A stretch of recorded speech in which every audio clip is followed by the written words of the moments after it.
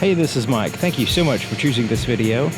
Today I'm in Myrtle Beach, South Carolina visiting Sparks Toyota, and I'm checking out a 2019 Toyota Camry in the LE trim level. This Camry is sitting on 215/55 Bridgestone tires wrapped around 17-inch alloy wheels with a metallic silver finish. It also has four-wheel disc brakes with ventilated rotors in the front and solid rotors in the back. The name of this color is Midnight Black Metallic. Nice shiny black with the metal flakes in there. It also has some other colors. That's what it looks like in my eyes when the sun shines on it directly. So here in the front it has a kind of like a gloss gray grille. I don't know if you can see that. The emblem also serves as the adaptive radar cruise control sensor. The headlights have these chrome portions kind of swooping down underneath that, and the turn signal here. And the headlights are in a projector tube powered by LEDs for your low and your high beams out of the same spot. It just refocuses the beam.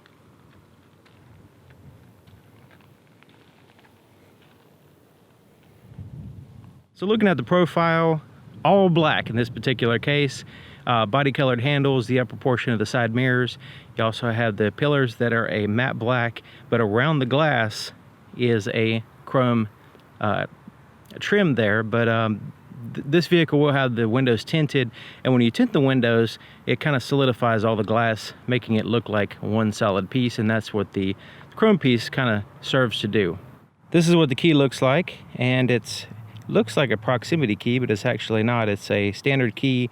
As you see, it flips out like a switchblade, and it has the lock and unlock buttons, the ability to open up the trunk, and a panic button. So go ahead and push that, and pushing and holding the trunk button, check this out, it goes all the way up. Here's the inside of the passenger side door. You have soft touch surfaces up here and around your arm here, but this is a hard touch, that's a hard touch, and this black is hard touch. And check it out, I like the way this metallic accent goes along here, and then it continues on hiding the door handle, kind of blends it in really nice. Then you have some storage pockets there at the bottom, and this handle here is sealed up, so you can put stuff in there if you'd like.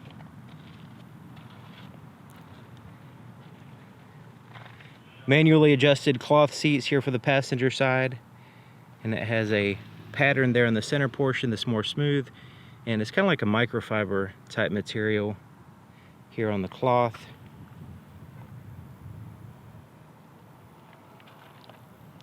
And just a tremendous amount of legroom. Very, very little tapering here on the right side, but just wide open. Soft touch section here, and then you have a synthetic wood grain that's gloss, and the dash is also soft touch. Lockable glove compartment, smooth plastic on the inside, and it's flat on the bottom, so that way you can stack stuff in there. And there's a little door in the back, that's your cabin filter.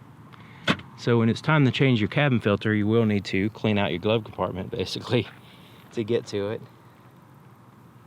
which is good to clean the glove compartment occasionally anyway.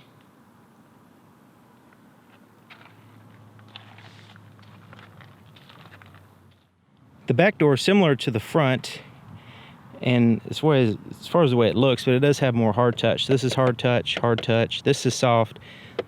That's the only soft portion there. Smaller pocket at the bottom, and it does have that metallic accent with the handle, which is nice. Okay, so even with the front seats all the way back, you still have a pretty decent amount of legroom, and you really wouldn't need to put the front seats this far back unless you had somebody super tall in the front. Then you have the pockets on the back of the passenger seat here, but not on the driver's seat. It's a bench seat back here, but it does fold down to add to your cargo space. There's a significant hump there in the center portion. There's a storage pocket. Armrest folds down, you have cup holders.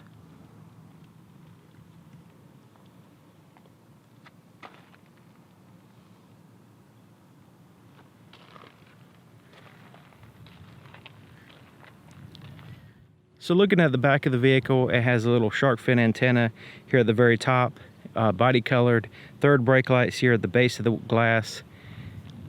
A little bit of a swooping of the trunk, sort of like a deck lid spoiler in a way. Standard bulbs here in the back for the tail lights. Exhaust pipe is visible here on the right side. And the backup camera is in the very center position. So just underneath that M is your backup camera.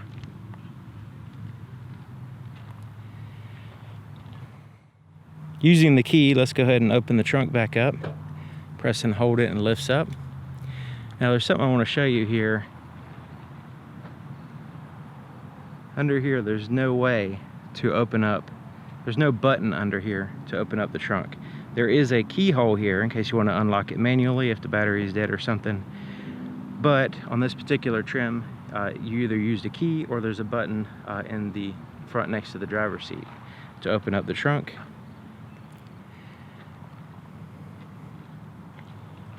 Very spacious trunk in my opinion. Goes wide open there.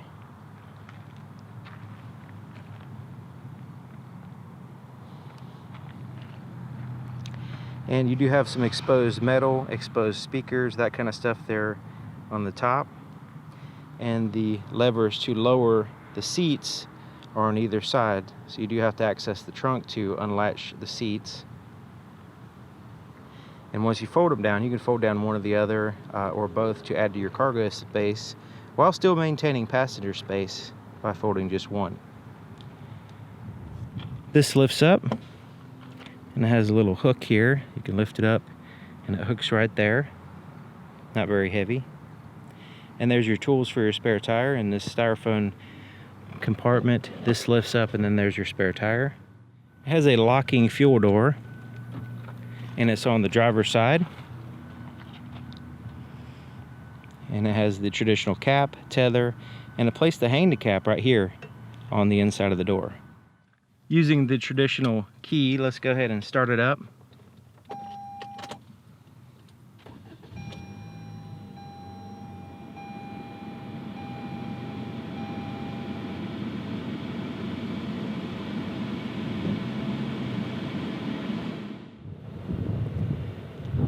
So this vehicle is fresh off the truck. It hasn't been thoroughly cleaned or anything, but there's your accelerator and brake pedal, foot actuated parking brake, and a footrest here on the far left. When the floor mats, once it's cleaned and floor mats are put in place, they do hook in place in two places, so that way they don't slide around on you. So let's go ahead and take a look under the hood. To open the hood, there's a latch a little bit to the right of center. Just reach in, lift up, and the hood's not that heavy. You lift it up, and it goes the rest of the way by itself, which is nice.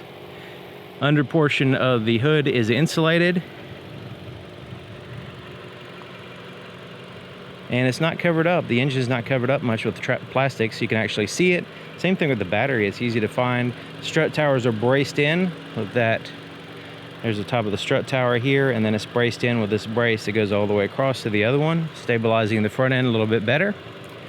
Powering this beast is a 2.5 liter dual overhead cam 4-cylinder engine, pumping out 203 horsepower and 184 pound-feet of torque. It's paired to an 8-speed automatic transmission. The inside of the driver's side door is just like the other side, except for it has a few more buttons. All the power windows are automatic, one touch up and down.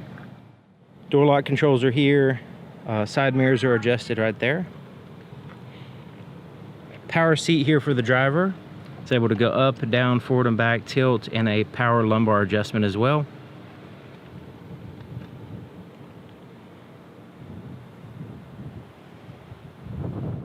To the left of the steering column, there's a little storage pocket right here to put some change in or whatever. Automatic high beams you can turn that on or off. Traction control you can turn off, default will be on. Push that and hold it to open up the trunk, and push that and hold it to open up the fuel door. It also has a tilt and a telescoping steering column that you lock in place here. And this lever is easy to find. You can see it easily, and you just push it down to release, push it up to secure. Okay, sitting in the driver's seat, checking it out.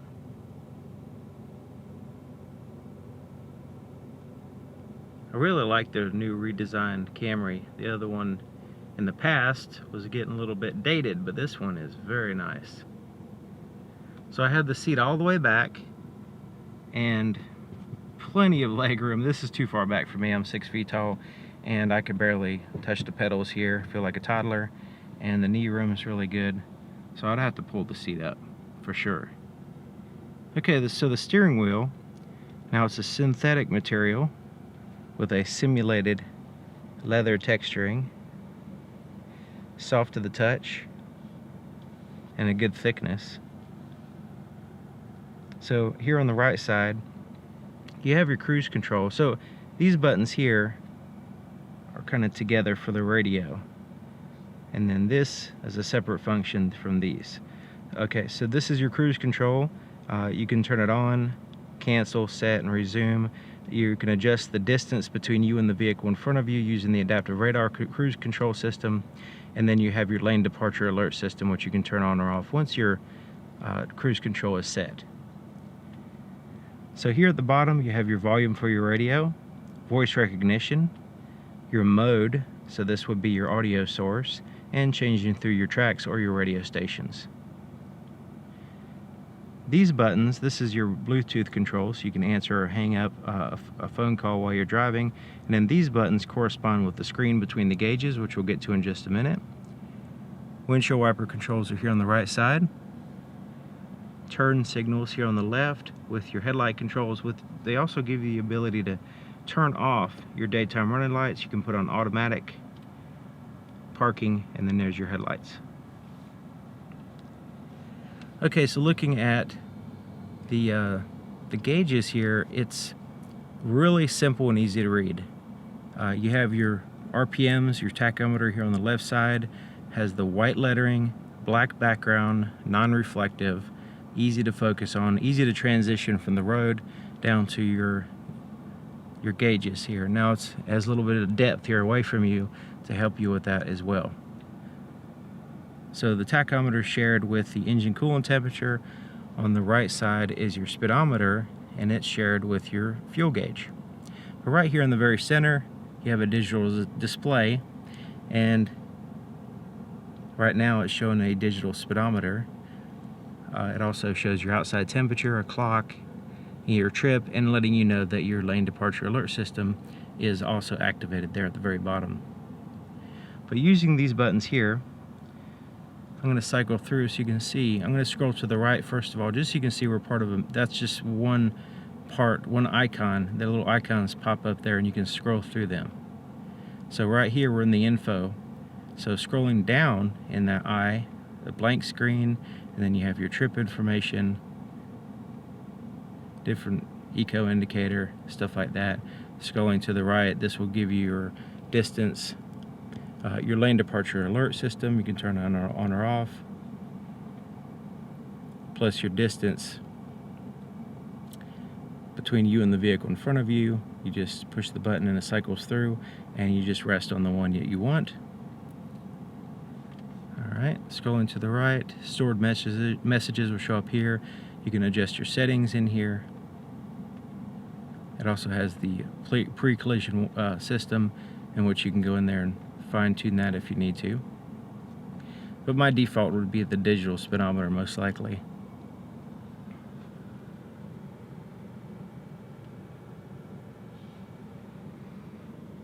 Okay, so the touchscreen has physical buttons around the outside. You have a traditional volume knob tuned through the stations, and there are different sizes, so it's easy to distinguish them. The home button, that's where we're at now, is a split screen, so you have, depending on what's going on, it has several things here. So your phone, your audio, and your fuel economy is showing right now. So we can push menu, we can go into different sources here. Let's go to the audio, just so you can see there's different sources, and let's just go ahead and choose the FM. So your presets are here at the bottom, and basically just shows you what's playing. And you can always go back to your source here.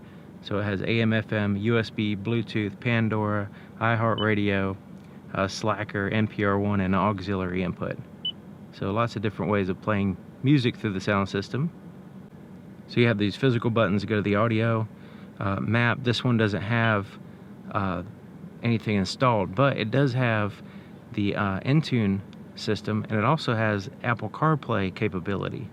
So you plug in your Apple device and you can install Apple CarPlay, which will give you the navigation and give you all the things that the Apple CarPlay system is capable of. So that's pretty fantastic. And then you can go directly to your different apps here, set up your phone and change through your tracks there. So that's new for 2019. The Apple CarPlay is something that a lot of people wanted, and now they have it in the Camry in the 2019 models. Fan speed, temperature, this is your climate control, where you want the air to blow, front and rear defrosters, recirculate the air, and the air conditioning. It's pretty simple and straightforward. So your USB and auxiliary inputs are here.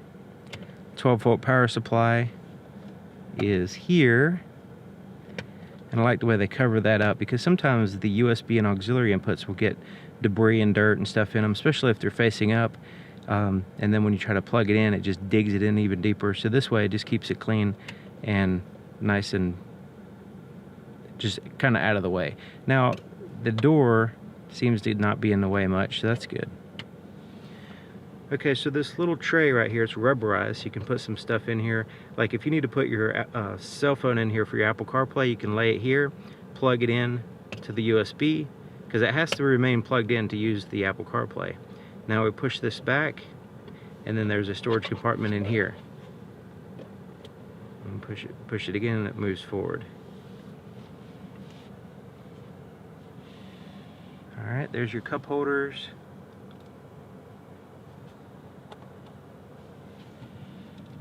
Shifter, let's go ahead and put it in reverse so we can check out the backup camera. And there's static guidelines. Neutral, drive, sport mode, and then you have plus and minus for downshifting or upshifting. Okay, so here's your armrest. Soft to the touch. It's pretty big too, as far as in length. It's not super wide, so you might be able to share it with your passenger possibly. And then, so you push a button under here and it kind of lifts up, and it pretty much stays up and in a position until then you can push it up out of the way and utilize the space under it. Now, one thing I would suggest, if they were to this little carpet at the bottom, if they were to have this a lighter color, like a tan or white or something, you'd be able to see in here a little bit better, because it's all dark. Especially the camera is not able to focus on this very well. But just trying to find something, if this was a light color, then you had, basically outlines your items.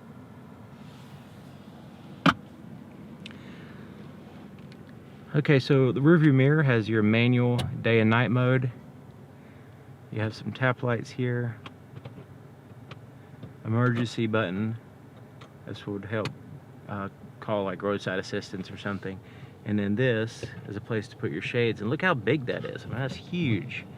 That looks like it would be big enough for big Hollywood sunglasses or big safety glasses, something like that. So the visor has a mirror. They also, they don't extend out, but they have these extenders here, which I think this is better.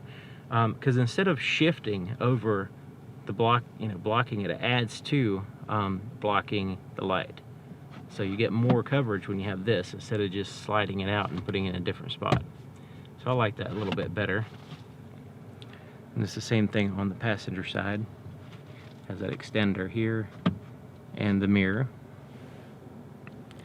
Okay, so let's look at the visibility in the back. So you have some pillars back there, you have the headrest there, but overall pretty good as far as seeing out of the windows. And of course you have the backup camera for backing out of a parking space or whatever.